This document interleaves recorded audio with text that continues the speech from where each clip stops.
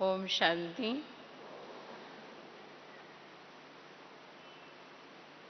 आप सभी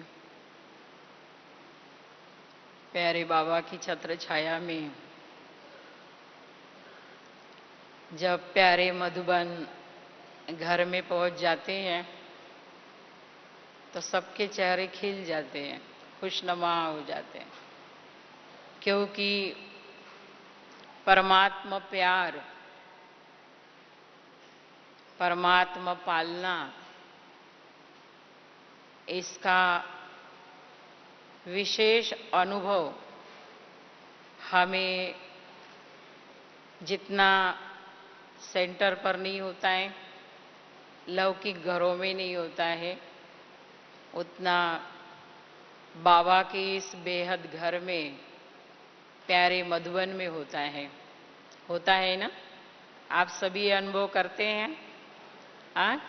भक्ति में हमने सुना कि परमात्मा ही माता पिता है, सर्वस्व है, बंधु सखा स्वामी है, केवल महिमा की।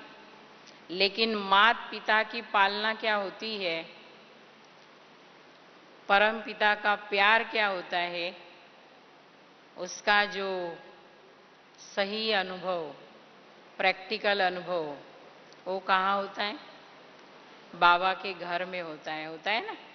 इसीलिए तो हम सभी को भले सेंटर पर कितने भी वैभव हो, सब कुछ हो, घरों में भी बड़े आलीशान रहते हो, लेकिन बार बार क्या खींचता है? हमारा प्यारा मधुबन, बाबा का घर हम सभी को खींचता है। क्यों? क्योंकि बेहद बाबा से बेहद का प्यार हम सभी आत्माओं का जुटा हुआ है। बाबा भी कहते हैं कि बच्चे, आप मेरे कलब पहले वाले सिकिलदे बच्चे हो, बहुत प्यारे बच्चे हो। इतना ही नहीं, मैं जिस कार्यार्थ इस धरा पर आया हूं, पतित आत्माओं को पावन बनाने, इस कलयुग को सतयुग बनाने, स्थापना करने, इस कार्य के लिए प्यारे बाबा ने हम सभी आत्माओं को योग्य समझा, निमित्त समझा। ये नशा हम सभी को है कि स्वयं भगवान ने डायरेक्ट, भगवान ने, ईश्वर ने हम सभी आत्माओं को इतने बड़े कार्य के योग्य समझा। संसार में कितनी महान आत्माएं हैं, बड़े बड़े धर्मात्मा है, शंकराचार्य बैठे हैं, महात्मा बैठे हुए हैं, लेकिन बाबा ने कितने साधारण आत्माओं को अपना बनाया। ये नशा हम सभी को हमेशा रहना चाहिए, क्योंकि बाबा कहता है कि बच्चे, बाबा का परिचय जब तुम बच्चों को मिला और स्वयं का परिचय मिला, तो परिचय के साथ आपने क्या किया? बाबा में निश्चय किया, आपके बुद्धि ने स्वीकार किया कि यही मेरा सच्चा माता पिता है। निश्चय हो गया, और निश्चय के साथ संबंध जब जुड़ गया तो संबंध के आधार से बाबा में विश्वास हो गया, स्वयं में विश्वास हो गया। जो भी बाबा शिक्षाएं दे रहे हैं उसमें विश्वास हो गया, और जहां विश्वास वहां प्यार अपने आप चला जाता है।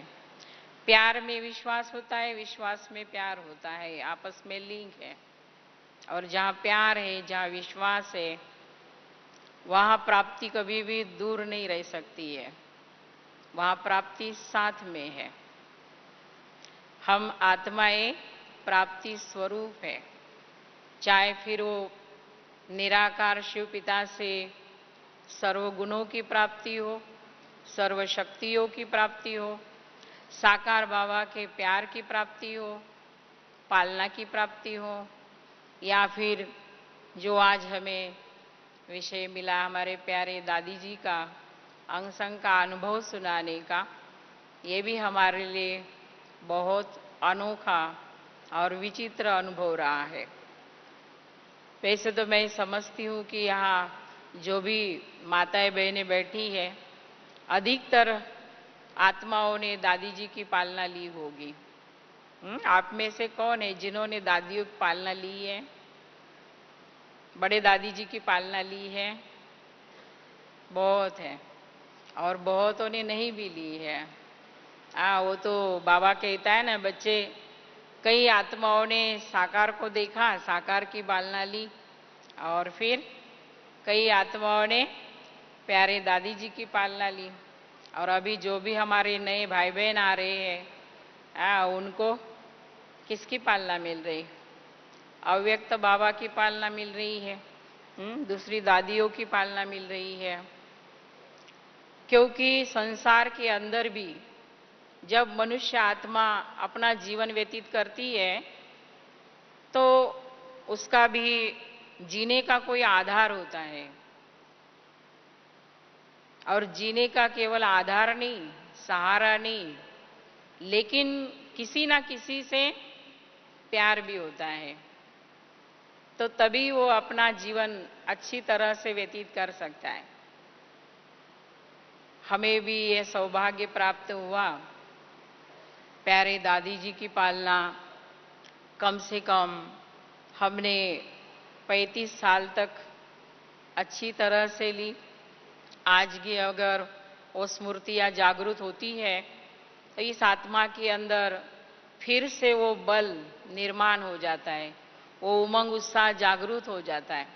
क्योंकि कई ऐसी स्मृतियाँ होती है जो भूलना चाहे तो भी नहीं भूल सकते हैं, और वो याद आने से ही आत्मा के अंदर खोई हुई जागृति दोबारा जागृत हो जाती है।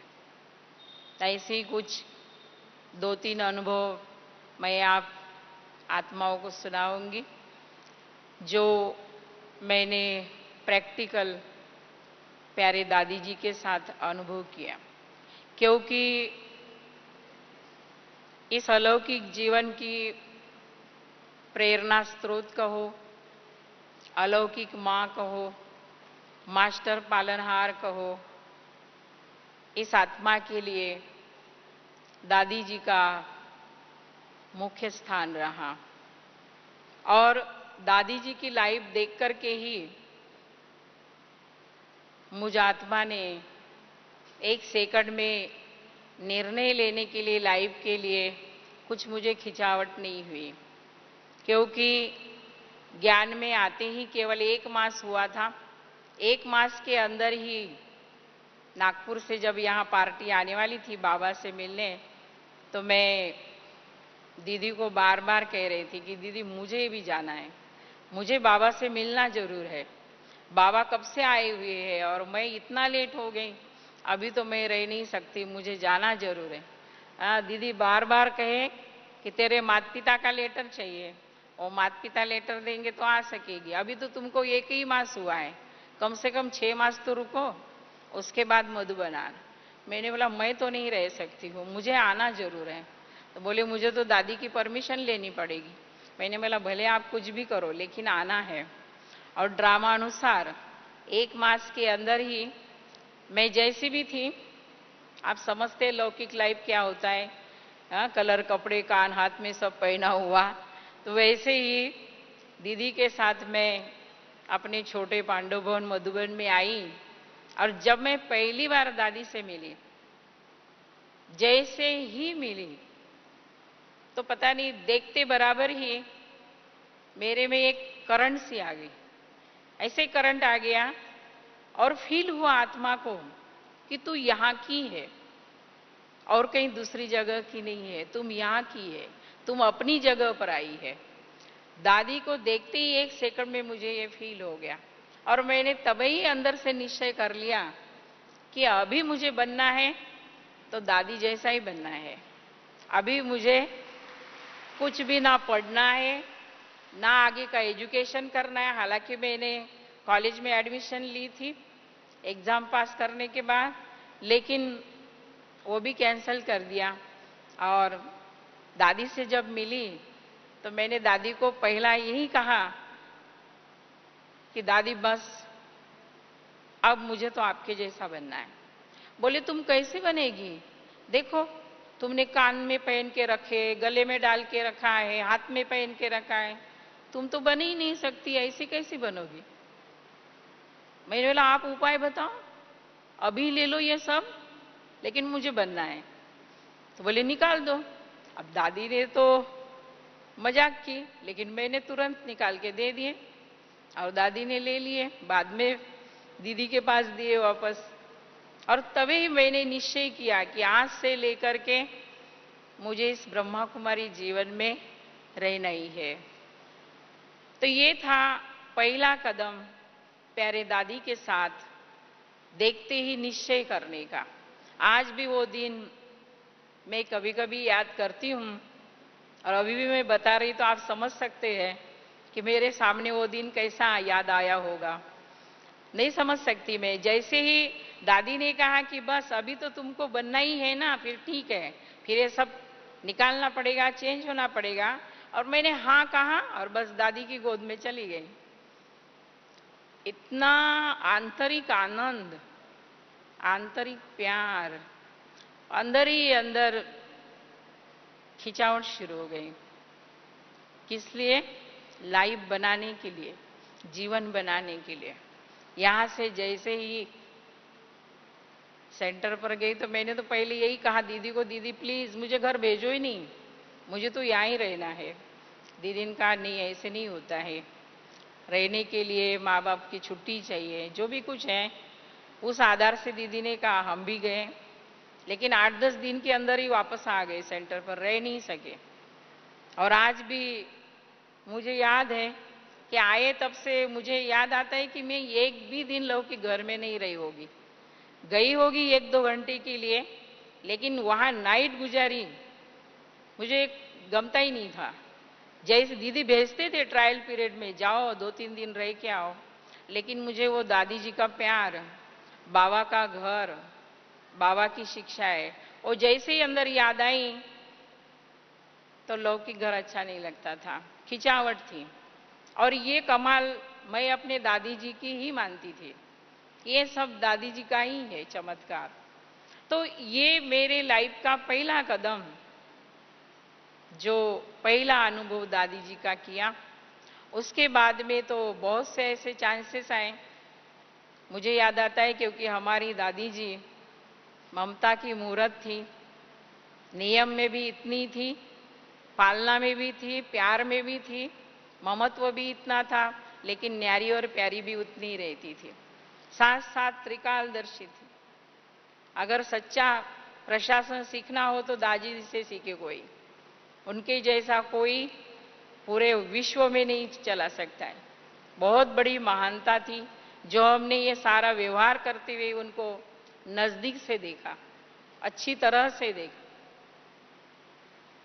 मुझे याद आता है जब चंद्रपुर में मकान का ओपनिंग था तो दादी जी आने वाले थे। दिन रात भाई बहन लगे हुए थे बांधकाम के पीछे, मकान तैयार होना चाहिए, दादी जी के हाथ से ओपनिंग है। तो वो दिन रात करते करते मैं इतनी थक गई थी कि आपको वंडर लगेगा कि जहां बैठे वहां आंख लग जाती थी, जहां बैठे वहां आंख लग जाती थी लास्ट में।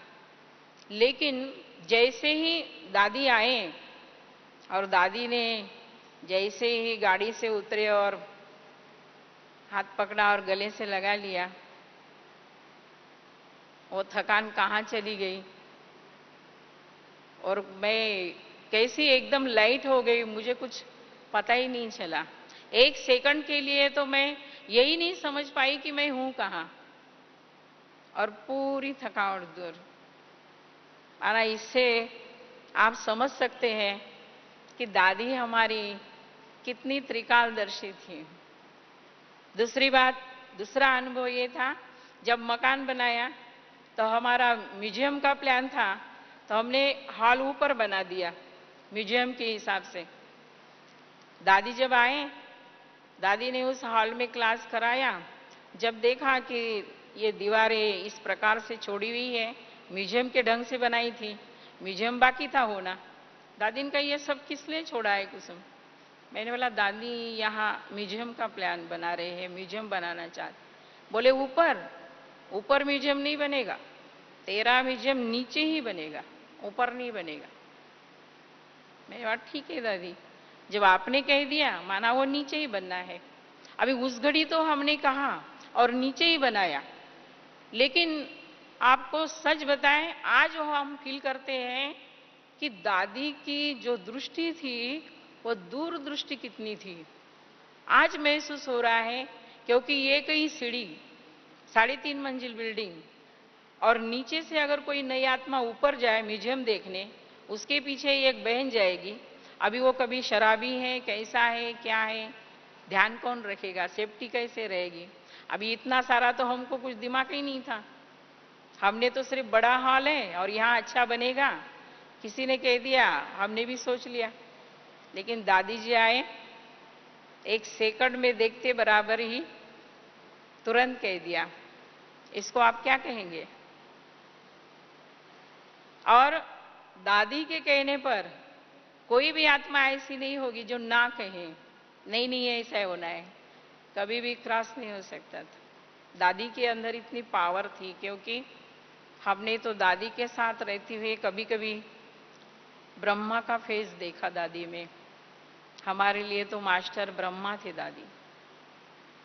जो भी कुछ कहा, अगर कोई छोटा सा एक कार्य भी दिया तो उस कार्य के साथ किसी भी आत्मा को वो कार्य करने का बल दादी दे देते थे। अगर वो कहेंगे, आज अभी के अभी कह रहे हैं, कोई भी ये नहीं कह सकता था कि अभी आज के ही दिन कैसे होगा, ये नहीं करके रहते थे। क्यों? दादी के बोलने में इतनी पावर थी। क्यों? क्योंकि दादी के जीवन में आप लोगों ने भी अनुभव सुना होगा कि झूठ होता क्या है वही दादी को मालूम नहीं था। सत्य की पावर इतनी थी जिस कारण से जो भी दादी कहें वो होना ही होना है, और उसमें किसी भी प्रकार का परिवर्तन या ना कुछ नहीं होगा। ये पावर हमने दादी से देखी, दादी में देखी, दादी से सीखी कि संकल्प शक्ति क्या होती है। उसके अंदर जो पावर है वो केवल अकेले के लिए नहीं, लेकिन अन्य आत्माओं के लिए भी कैसी काम करती है, ये हमने प्रैक्टिकल अनुभव किया। उसी प्रकार ऐसी तो बहुत सी बातें हैं। प्यार की पालना भी साधारण दादी ने नहीं दी हमें। गिट्टी तो आप लोगों ने भी शायद किसी किसी ने खाई होगी। दादी अपने हाथों से गिट्टी खिलाती थी। उसमें भी कितना प्यार, कितना ममत्व। और जब वो आज याद आता है तो अभी भी फील होता है कि जैसे दादी साथ में खड़े हैं और कह रहे हैं हम दूर है कहाँ, हम तो आपके ही साथ हैं, हम तो आपके ही पास है। और अभी भी सच, शायद आप मुझे पागल कहेंगे, लेकिन कभी कभी मुझे ये अनुभव होता है कि शायद दादी ही कह रही है कि अभी ये करना, इसके बाद ये करना है तुमको, हिम्मत रखो, पीछे मत हटो, अभी इसके बाद ये मार्ग निकल आएगा, कोई ना कोई बात बन जाएगी। माने जैसे कोई दादी ही कह रही है और मैं केवल कर रही हूँ। ये फील होता है, मुझे अनुभव होता है अभी भी। लास्ट के जो दादी के कर्मातीत अवस्था के दिन थे, उन दिनों में तो इतने अनुभव हुए कि मैं वो सुना नहीं सकती हूँ। चल रही हूँ, बोल रही हूँ, ऐसा लग रहा था कि बाबा तो है ही साथ में, लेकिन प्यारी दादी भी मेरे साथ है। माना एक जैसे आत्मा को अकेलापन महसूस होना या नर्वसपन आ जाना, इस प्रकार की बात नहीं थी। और ही ऐसा लगता था कि एक्स्ट्रा पावर मुझे आत्मा में आ रही है, और वो पावर आत्मा फील करती थी। क्यों? क्योंकि ये थी दादी की एक अलौकिक पालना। अगर कोई गलती करके भी कोई आ जाता था दादी के सामने, हमने देखा एक बारी हमारे साथ ही रहने वाली बहन, उसके हाथ से छोटी सी भूल हो गई और उसने सच्चाई सफाई से आकर के दादी को सुनाया। दादी को कहा कि दादी मेरे हाथ से ऐसे ऐसी थोड़ी बात हो गई है। बड़े गौर से दादी शांत चित होकर के सुनते थे और उसके बाद बस एक ही शब्द, कोई बात नहीं, आगे के लिए ध्यान रखना। होता है, हमारे जैसे क्या करेंगे, ऐसा कैसा हो गया, वैसा वैसा हो गया, पता नहीं उसमें कितने व्यर्थ विचार व्यर्थ बातें होगी, बात छोटी सी रहेगी, उसको विस्तार में ले जाएंगे। लेकिन दादी का हमने इतने सालों में कभी नहीं देखा कि कोई भी आत्मा दादी के सामने कैसी भी आई और उसके गलती पर दादी ने उसको डांटा हो। और ही हमने देखा कि असीम प्यार दिया।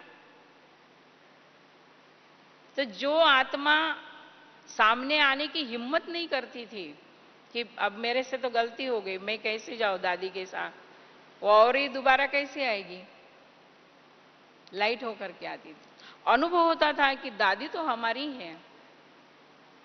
आप लोगों को भी ये अनुभव होता होगा कि दादी तो हमारी है।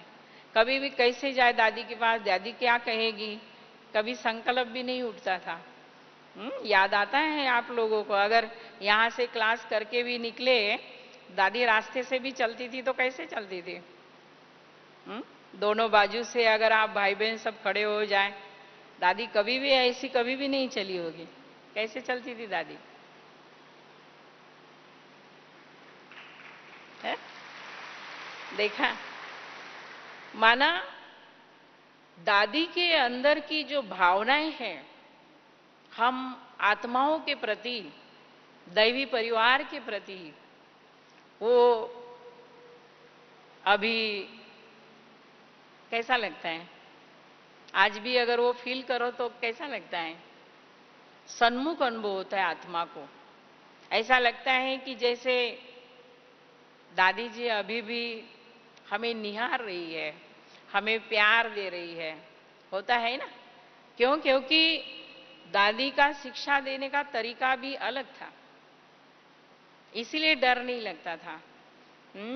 कभी तो अगर कोई आत्मा इशारों की भाषा समझने वाली हो, हमने ये तो कई बार दादी को फील किया है, देखा है कि अगर किसी आत्मा ने कोई गलती की और वो दादी के सामने आ रहा, अगर मान लो उसकी कंप्लेन पहले से वो दादी के पास पहुंच गई है किसी के थ्रू, तो दादी उनको कुछ कहेगी कुछ नहीं। हमने कई बार देखा है ये, और हमें मालूम रहता था कि ऐसा क्यों हो रहा है। तो वो जैसे ही आत्मा सामने आएगी, दादी उसको कहेगी नहीं कुछ भी, बस हो गया। अगर ये किया, माना समझ जाओ कि आपके हाथ से कोई ना कोई गलती हुई है और वो दादी के पास कंप्लेंट पहुंच गई है। बस आपको इसमें ही समझ जाना है। और अगर ये भाषा कोई समझता था, आगे दादी बोलते भी नहीं थे। दादी कहते थे ठीक है ना, पक्का हो गया ना, समझ गए ना, बस हो गया इशारा। इस प्रकार से दादी जी ने इतने प्रेम से पालना दी, प्रेम से हमारे अंदर वो शक्ति भरी, इस पद पर चलने के लिए हमें तत्पर किया।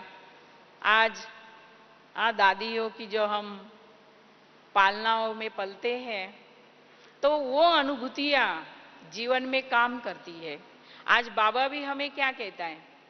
बाबा भी कहता है, बच्चे पॉइंट्स तो आपके पास बहुत हो गए हैं, पॉइंट्स की जरूरत नहीं है आपको, लेकिन अभी पॉइंट स्वरूप बनने की जरूरत है, अनुभवी बनने की जरूरत है।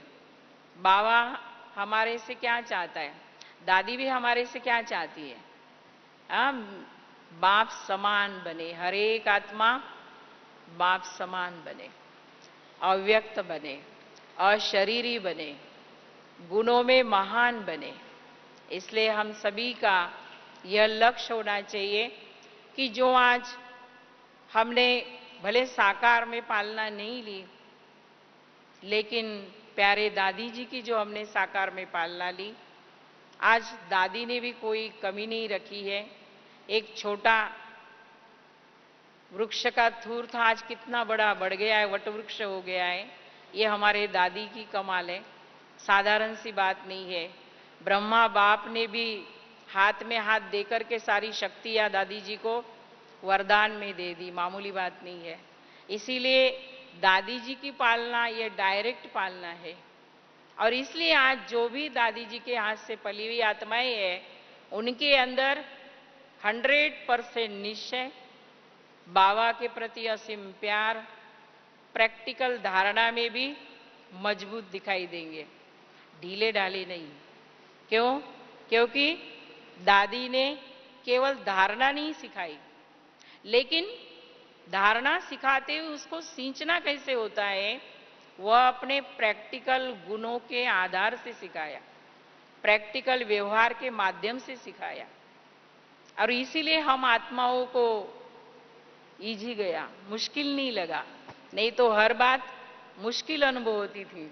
अगर हम समझते थे हाँ अभी दादी है, दादी ने तो बहुत तपस्या की है, हाँ वो तो बन गए, लेकिन हमें कौन बनाएगा, ब्रह्मा बाबा तो है नहीं। लेकिन इस बात का कभी भी प्यारे दादी जी ने हमको एहसास नहीं होने दिया। अव्यक्त पालना भी उसी के आधार से इतनी सुंदर रीति से मिली कि जो आज हम अगर एक एक पल भी शिक्षा का याद करें तो आत्मा अपने अंदर शक्ति महसूस करती है, उमंग उत्साह महसूस करती है। वैसे भी ज्ञानी जीवन माने ही क्या, अगर हमारे जीवन के अंदर अलबेलाई हो, आलस हो, उत्साह उमंग न हो, वो जीवन क्या काम का है। योगी बन के भी या ब्राह्मण बन के या ज्ञानी बन के कोई फायदा नहीं है। क्यों? हमारे श्वास वेस्टेज है, हमारा समय वेस्ट है। जो बाबा इतना सारा संगम युग का महत्व बताता है कि बच्चे यहाँ का 1 सेकंड सतयुग का 1 वर्ष के बराबर है, हाँ उसी प्रकार हमारे श्वास की बात है, हमारे संकल्प की बात है।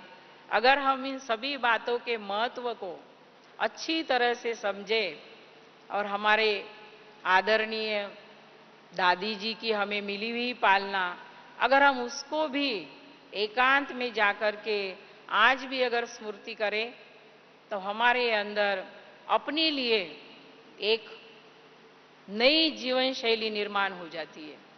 गया हुआ थोड़ा सा उमंग फिर से जागृत हो जाता है, नई प्रेरणा जागृत हो जाती है। इसीलिए आज भी देखो जैसे जैसे अगस्त मास आना शुरू हो जाता है तो दादी जी की यादें ताजी हो जाती है। और मैं तो ये समझती हमारी माताएं बड़ी सौभाग्यशाली है। हाँ दादी जी के स्मृति दिन पर आप दोबारा आ रहे हैं। एक टाइम आप लोग आए थे, अभी दोबारा आए हैं, मामूली बात थोड़ी है। इतने महान आत्मा हाँ और उसके स्मृति दिन पर आप पहुंचे हुए हैं।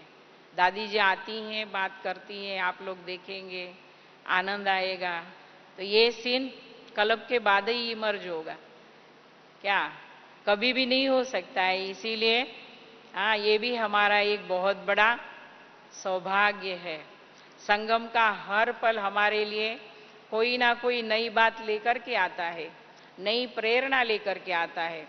चाहे वो छोटा बच्चा हो, चाहे वो बूढ़ी माँ हो, चाहे वो जवान कुमार हो, कोई भी हो, लेकिन प्यारे बाबा का जो बना उसके अंदर क्या कहता है बाबा, हाँ एक विशेषता अवश्य है। हाँ भले 99 अवगुण होंगे लेकिन एक गुण जरूर है। और वो गुण कौन सा है? क्या कहता है बाबा, कौन सा गुण है वो हम सभी में?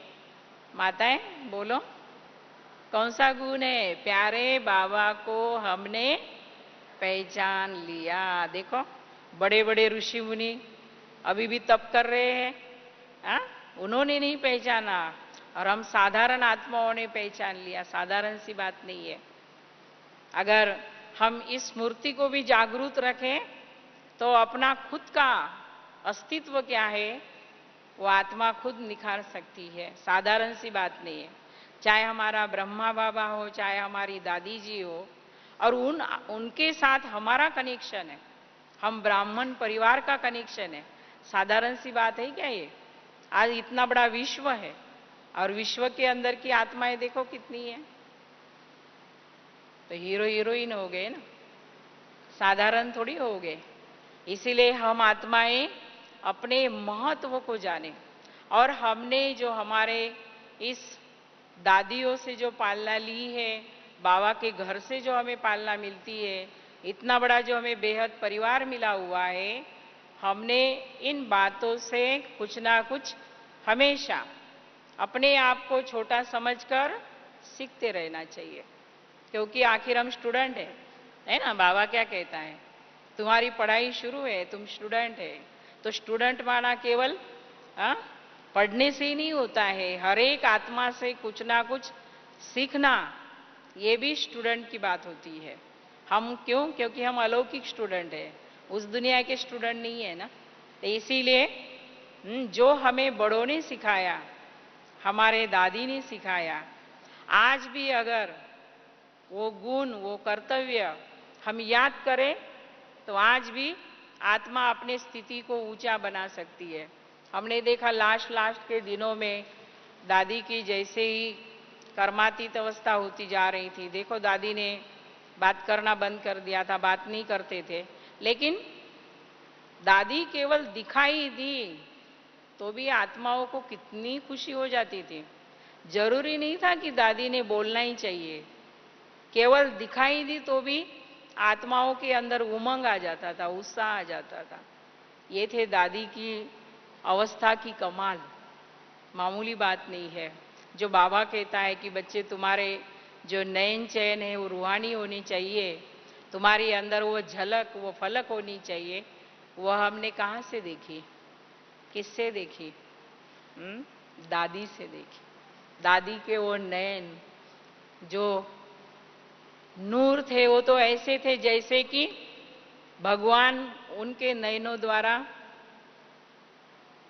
दिखाई देता था, वो झलक दिखाई देती थी। आज भी अगर वो रूहानी दृष्टि को याद करो तो आत्मा के अंदर वो रूहानियत आ जाती है। हमारा अनुभव तो ऐसा है। इसलिए कोई अगर कहते होंगे कि भाई ये लोग तो देदारी को भगवान नहीं मानते हैं और ये अपने दादी को कैसे याद करते हैं? नहीं, जैसे कोई बोलते हैं ना, ये ब्रह्मा ही आपका भगवान है क्या, इसको आप भगवान कहते हैं क्या? तो हम क्या कहते हैं? हम ब्रह्मा को भगवान नहीं मानते हैं, लेकिन ब्रह्मा हमारा अलौकिक पिता है, उनका जो आचरण उन्होंने किया है उनको हम फॉलो करते हैं।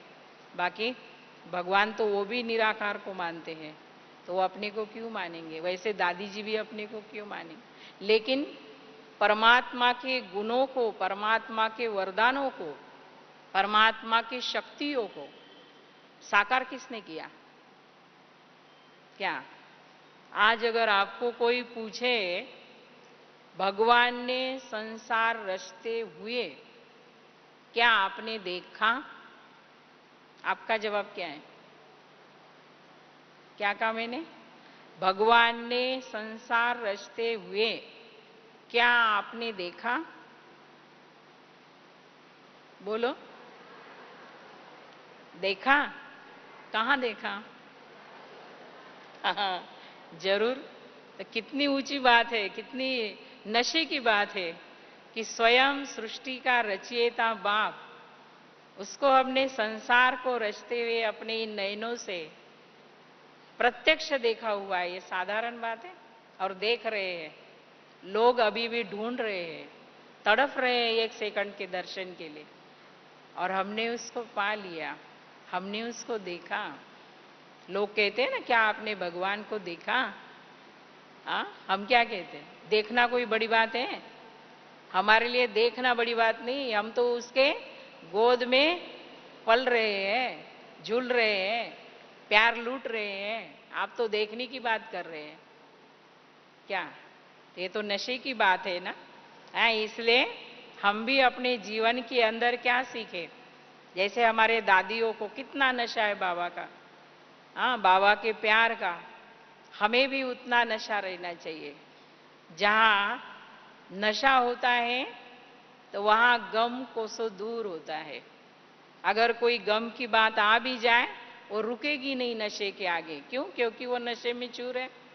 आपने देखा आज का ही इंसान छोटी थोड़ी सी भी पी लेता और सोया रहता कहाँ? खड्डे में। समझता कहाँ? स्वर्ग में। वो तो झूठा नशा है, गलत नशा है, फिर भी वो उस घड़ी के लिए अपने को बादशाह समझता है। हम तो सही नशे वाले लोग हैं, ईश्वरीय नशे वाले लोग हैं, तो हमारा नशा भी कैसे होना चाहिए? सदा स्थायी, चाहे कुछ भी हो जाए, लेकिन हमारा ईश्वरीय नशा कभी भी कम न हो। हम अपने को कभी भी साधारण न समझे। हाँ, बाबा कहता है ना, तुम भी मेरे साथ इस कार्य के लिए अवतरित हुई आत्मा हो, साधारण नहीं हो। केवल कार्य अर्थ हम इस धरा पर है, बाकी और कोई बातों से हमारा कोई संबंध नहीं है। इसीलिए बाबा ने देखो पिछले सीजन में कहा ना कि बच्चे अभी तुम्हें क्या करना है, कौन सा पुरुषार्थ करना है? व्यर्थ से मुक्त। हमारी दादी कैसे थे? व्यर्थ से मुक्त। हमें भी बनना है व्यर्थ से मुक्त। किसी भी प्रकार का व्यर्थ हमारे पास न हो। अगर थोड़ा भी व्यर्थ होगा, उतनी आत्मा के पास कमजोरी रह जाएगी, और जहां कमजोरी होगी, बाबा क्या कहता है, माया कहाँ आती? वो कहाँ देखती है? कौन सा आपका वेंटिलेटर देखती है? सिर्फ दरवाजा थोड़ी चाहिए उसको, वो तो कहीं से भी आ सकती है। छोटी सी कमजोरी वहां से वो आएगी और आपकी परीक्षा लेगी। इसीलिए हम आत्मा क्या पुरुषार्थ करें? किसी भी प्रकार की कमी कमजोरी मुझ आत्मा में न रहे। मैं आत्मा कैसी बनूं? समर्थ बन जाऊं, शक्तिशाली बन जाओ। जो ज्ञान है, योग है, धारणा है, सेवा है, ये जो हमारे 4 सब्जेक्ट है, ये केवल सब्जेक्ट नहीं रहे, बल में बदल जाए। ज्ञान का बल हो, योग का बल हो, धारणा का, सेवा का बल हो। जहां तो बल निर्माण कहाँ होता है? जहां अनुभव होता है। इसलिए हमारा ये लक्ष्य होना चाहिए, भले हम चलते फिरते अभ्यास कर रहे हैं या स्पेशली बैठ कर के बाबा को याद कर रहे हैं, लेकिन हमारा ये लक्ष्य होना चाहिए कि मुझे किसी ना किसी प्यारे बाबा के कभी गुण का, कभी शक्ति का, कभी संबंध का अनुभव करना है। योग करना है ये नहीं, योग करना ये कोई हमने एक बिजनेस नहीं खोला हुआ है। हमारा ये धर्म है, हम योगी है, हमारा कनेक्शन बाबा के साथ जुड़ा हुआ है, लेकिन हमें अनुभवी बनना है। योग का अनुभवी, ज्ञान का अनुभवी। बाबा क्या कहता है? बच्चे जो अनुभवी होते हैं वह कभी भी कहीं धोखा नहीं खाते। इसलिए माया धोखा तब तक देंगी जहां हमारा अनुभव कम पड़ेगा। इसलिए हमें हर बात के अनुभवी बनना है। यही अभी हमारा पुरुषार्थ बाकी है, और कोई पुरुषार्थ बाकी नहीं। हाँ, बाबा कहता है ना, बच्चे अभी क्या फरिश्तेपन का तुम अभ्यास कर रहे हो, धीरे धीरे धीरे धीरे फरिश्ते बनते जा रहे हो। ब्राह्मण से उठकर फरिश्ता बन रहे हो, फिर फरिश्ता से देवता बन जाओगे। तो देवता का जो हमारा स्वरूप है, वह स्वरूप हमारा अभी आह्वान कर रहा है। हमें क्या अनुभव होना चाहिए कि वो स्वरूप हमारा आह्वान कर रहा है। इसलिए हमें संपूर्ण फरिश्ता बनना ही है। जैसे हमारा बाबा बना, जैसे हमारी दादी जी बनी, हमें भी वैसा संपूर्ण फरिश्ता बनना ही है। तभी तो हम कहेंगे कि हमने बाबा के प्यार का, दादी के प्यार का हमने रिटर्न दिया। हाँ, देखो अभी अभी ही 2-3 दिन पहले वाणी चली, जिसमें बाबा ने कहा ना कि बाप दादा के पालना का जो रिटर्न है वो क्या है? कौन सा रिटर्न है? अपने आप को टर्न करना, परिवर्तन करना, यही रिटर्न है और कोई रिटर्न नहीं है। तो हमारा परिवर्तन कहाँ? अज्ञानी से ज्ञानी बने, वियोगी थे योगी बने, ये तो परिवर्तन हो गया। लेकिन अभी परिवर्तन कौन सा चाहिए? संपूर्ण फरिश्ता बनना है, अशरीरी बनना है। किसी भी बात का कोई भी अनुभव मुझ आत्मा के जीवन में कम न हो, अधूरा न रहे, ये हमारा ध्यान रहे। तो इससे क्या होगा? सदा हमारा उमंग उत्साह बना रहेगा। जब हम योग में बैठते हैं, अगर एक ही एक बात करते हैं, वही वही बाबा है, वही मैं हूँ, वही कमेंट्री है, तो क्या होता है? क्या होता है? कभी कभी सुस्त हो जाते, कभी आलसी हो जाते, कभी बोर हो जाती है। क्या वही वही अनुभव तो कुछ हो ही नहीं रहा है। लेकिन मनुष्य को जीवन में क्या प्रिय है? परिवर्तन, चेंजेस, नवीनता। हर एक को नवीनता प्रिय है। आप देखो घर में भी अगर कोई भी बात या कोई भी चीज एक ही एक खाओ बार बार, क्या हो जाता है? लेकिन उसको आप चेंज करके खाते हैं, अलग अलग तरीके से बना के खाते हैं, उत्साह बना रहता है, इंटरेस्ट बना रहता है। यहाँ भी जो हम बाबा को याद करते हैं या मनन चिंतन भी करते हैं, अगर उसमें हम कुछ नवीनता लेते हैं तो वो नवीनता अपने आप ही आत्मा का जो उमंग उत्साह है वो बढ़ा के रखता है। इसलिए मुझ आत्मा का उमंग उत्साह सदा रहे, सदा रूहानी नशा चढ़ा रहे। किसी भी प्रकार का थोड़ा सा भी आलस जीवन में न हो, ये हमारा फुल अटेंशन चाहिए। क्योंकि बाबा कहता है बच्चे, अभी वर्तमान में ब्राह्मण जीवन के अंदर ब्राह्मण बच्चों में अधिक से अधिक सूक्ष्म रूप से कौन सी माया आती है? कभी अलबेले हो जाएंगे, या तो कभी आलसी हो जाएंगे, कभी कोई ना कोई बात के अधीन हो जाएंगे। क्या पता भी नहीं चलता है, बस इसमें ही राइट रहते हैं। अमृत बेले का योग तो मैंने किया था, बाबा की वाणी भी मैंने सवेरे सुनी थी, राइट। तो इसके मार्क्स तो अवश्य मिलते हैं हमको। लेकिन सारा दिन हम सुस्त हो गए, कभी बाबा की वाणी सुनी, कभी उसका मनन चिंतन किया ही नहीं। हाँ, अपने अंदर क्या ज्ञान का जो मंथन है वो हमने किया ही नहीं। तो आत्मा के पास वो खुमारी, वो खुशी कायम नहीं रह सकती है। इसीलिए ज्ञान जितना हम सुनते हैं उससे कई गुना उस ज्ञान का अनुभव करने का हमारा लक्ष्य होना चाहिए। और अनुभव है तो आत्मा उसकी अथॉरिटी बन जाती है। मालूम रहता है उसको कि ये चीज कैसे मैंने प्राप्त की है। आज भी देखो लौकिक में अगर कोई बच्चा अपने मेहनत से खाता है, मेहनत से कमाता है और मेहनत से गरीब से अमीर बन जाता है, तो उसको उसका महत्व बुद्धि में रहता है। और वही अगर माँ बाप के पास अकीचार है, खाया पिया सोया, कभी बुद्धि में भी नहीं रखा है कि इसके लिए भी कोई मेहनत होती है, और कभी अनुभव भी नहीं किए, तो वो कैसे रहते? उनका तरीका कैसे होता है? उनके जीवन में उसका कोई महत्व नहीं होता है। इसीलिए हम अपने लिए कौन सी मेहनत करते हैं? कौन सी मेहनत करते हैं? संगम पर बाबा ने कौन सी ऐसी मेहनत दी है? बाबा तो कहता सब सहज है। क्या मेहनत करते हैं? मेहनत है अपने पुरुषार्थ से प्यार करना। बाबा भी किसको प्यार करता है? किसको प्यार करता है बाबा? जो अपने पुरुषार्थ से प्यार करते हैं।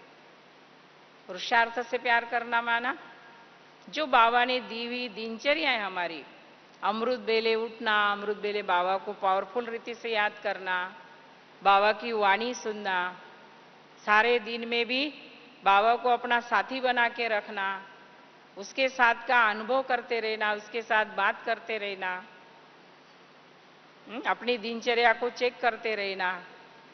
ये जो भी बाबा ने दिनचर्या बना के दी है, उस प्रमाण हम जब अपने मन बुद्धि को जितना जितना स्थिर बनाते हैं, जितना जितना एकाग्र करते हैं, किसी भी बात के हलचल में हम नहीं आते हैं और हम अपने पुरुषार्थ में लगे रहते हैं, दृढ़ रहते हैं, उसको कहते हैं अपने पुरुषार्थ से प्यार करना। पुरुषार्थ से अलग नहीं, जैसे कर्तव्य से अलग नहीं, वैसे अपने पुरुषार्थ से भी अलग नहीं। क्यों? क्योंकि एक है स्व उन्नति, स्व सेवा, और दूसरी है विश्व सेवा। स्व सेवा भी चाहिए, विश्व सेवा भी चाहिए, दोनों भी चाहिए। दादी जी ने ये संस्कार हमारे अंदर डाले हैं। पहले स्व की अवस्था देखो और फिर सेवा, नहीं तो उस सेवा का फल मिलेगा नहीं, निकलेगा नहीं। आज हमारे दादियों ने भी तो 14 साल तपस्या की हुई है, तभी आज इतना बड़ा यज्ञ फलीभूत हुआ है। हमारी तपस्या भी हमारे काम में आएगी। इसीलिए जो भी हम पुरुषार्थ करते हैं तो उसके अंदर जो हमारी स्थिरम अवस्था चाहिए उसका अभ्यास ज्यादा होना चाहिए। क्योंकि बाबा ने कह दिया है कि बच्चे अचानक कुछ भी हो सकता है, कोई भी परीक्षा आ सकती, कोई भी बात हो सकती, वो आपको पूछ के नहीं आएगी। और ऐसे टाइम पे अगर हमें हम हलचल में आ गए, हमारी एकाग्रता भंग हो गई, तो क्या हो जाएगा? इतने साल का हमारा जो पुरुषार्थ करते आए हैं, तपस्या करते आए, उसका नतीजा क्या मिलेगा? कुछ नहीं मिलेगा। इसीलिए हम अपने पर, जैसे आज हमारी दादियां याद स्वरूप है, एक है याद करना, दूसरा है स्वरूप बन जाना। तो स्वरूप कैसे बनेंगे? जितना जितना हम अपने बाबा के साथ का अनुभव करते रहेंगे, सोमान में रहेंगे, उतना धीरे धीरे आत्मा क्या बन जाएगी? स्वरूप बन जाएगी। जब स्वरूप बनेगी तब ही बाबा ऐसी आत्माओं के द्वारा प्रत्यक्ष होंगे। और यही कार्य बाकी रहा हुआ है। इसीलिए बाबा कहता है अभी अपने आप को इतना शक्तिशाली बनाओ कि आपके पास माया आने का साहस भी कर न सके, दूर से देखे और नमस्कार करके चली जाए। अभी ये पुरुषार्थ आपका होना चाहिए। इसीलिए हम सभी अपने आप को कैसा बनाएंगे माताएं? क्या शिव शक्तियां हैं, साधारण बात नहीं है। इसीलिए शिव शक्ति में ही सब कुछ समाया हुआ है। केवल अगर शिव शक्ति का भी सारा दिन अगर अभ्यास करो तो भी आपके पास वो शिव की शक्ति इमर्ज हो जाएगी। कोई आपके हाथ से भूल होने वाली होगी वो भी नहीं होगी। अगर कोई बात आने वाली होगी वो भी वहीं रुक जाएगी। केवल उस स्वमान का अभ्यास करके आप देख लो। तो इसलिए हमारे नाम में ही हमारा काम, हमारा कर्तव्य समाया हुआ होता है। तो बाबा ने हमें ये टाइटल देके रखा है कि आप शिव शक्तियां हो क्या। इसीलिए हम अपने स्वमान में रहे तो भी हमें वो नशा चढ़ा रहेगा। इसीलिए ज्ञानी जीवन की ये तीन ही चीजें मेन है, निश्चय, विश्वास और नशा। ये तीन चीज जहां है वहां प्यार काम करता है, प्राप्ति अपने आप होती है। जो हम कहते हैं सफलता हमारे जीवन का क्या है? क्या है? हाँ, जन्म सिद्ध अधिकार है। हम नहीं सफल होंगे तो संसार में कौन सफल होंगे? जिसके साथ 1000 भुजा वाला बाप बैठा हुआ है वो आत्माएं सफल नहीं होंगी तो और कौन होंगे? हम मेहनत कर रहे, पद दूसरे पाएंगे क्या? नहीं, वो हमें ही मिलने वाला है। इसीलिए हम अपने खातिर, अपने सेहत के खातिर, अपने मानसिक स्थिति के खातिर, अपनी अवस्था के खातिर हम अच्छा पुरुषार्थ करें और अच्छे पुरुषार्थ के आधार से क्या बाबा के साथ प्यार से, प्रेम से जा सके अपने घर। इसीलिए बाबा कहता है कि बच्चे तुम्हें वैरागी भी बनना है, बाबा का प्यारा भी बनना है, संसार से न्यारा भी रहना है, लेकिन कर्तव्य भी निभाना है। कर्तव्य निभाते हुए बाप का प्यारा बनकर के रहना है। तो हमारी सद्गति हुई पड़ी है। हम फिर ये नहीं, जैसे आज संसार में उनको मृत्यु का भय लगता है, डर लगता है। क्यों? क्योंकि आगे क्या है वो उन्हें मालूम नहीं है। आगे का उनको यही मालूम है कि ये शरीर छूटा माना कोई पंछी बनेगा, कोई जानवर बनेगा, कोई कीड़ा मकोड़ा बनेगा, है ना। इसलिए वो डर जाते हैं। हम ऐसा डरेंगे क्या? नहीं। क्या बाबा ने हमें इतना सारा ज्ञान, हर बात की सत्यता समझा दी है। इसीलिए किसी भी प्रकार का भय या डर ये चीज जीवन में है ही नहीं। हमें मालूम है हम यहाँ हैं तो भी बाबा के लिए हैं, और गए बाबा के पास ही जाएंगे, और कहाँ जाएंगे। इसीलिए न्यारे और प्यारे। धन्यवाद।